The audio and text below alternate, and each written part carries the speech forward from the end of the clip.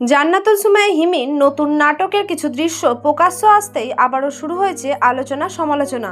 নাটকের দৃশ্যগুলোতে হিমির অভিনয় ও সহশিল্পীর সঙ্গে ঘনিষ্ঠ মুহূর্ত দেখে অনেক দর্শকই বলছেন আগের তুলনায় তার নাটকের উপস্থাপনায় বেশ পরিবর্তন এসেছে। একসময় হিমির নাটক মানেই ছিল পারিবারিক বিনোদন, পরিবারের সবাই একসঙ্গে বসে তার নাটক দেখতেন। কিন্তু সাম্প্রতিক কিছু দৃশ্য নিয়ে দর্শকদের একাংশের প্রশ্ন, এ ধরনের দৃশ্য কি সত্যি পারিবারিক দর্শকদের কথা মাথায় রেখে তৈরি করা হচ্ছে?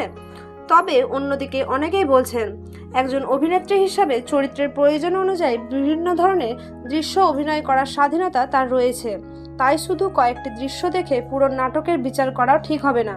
হিমির ভক্তদের দাবি, সমালোচনা থাকতেই পারে, তবে একজন শিল্পীকে ব্যক্তিগতভাবে আক্রমণ না করে তার কাজ নিয়েই আলোচনা করা উচিত।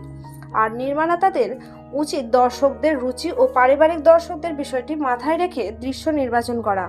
সবশেষে একটা বিষয় পরিষ্কার, সামাজিক মাধ্যমে ছড়িয়ে পড়া কয়েকটি ছবি বা ছোট ভিডিও দেখে পুরো নাটকের গল্প কিংবা শিল্পীর বক্তব্য সম্পর্কে নিশ্চিত হওয়া যায় না।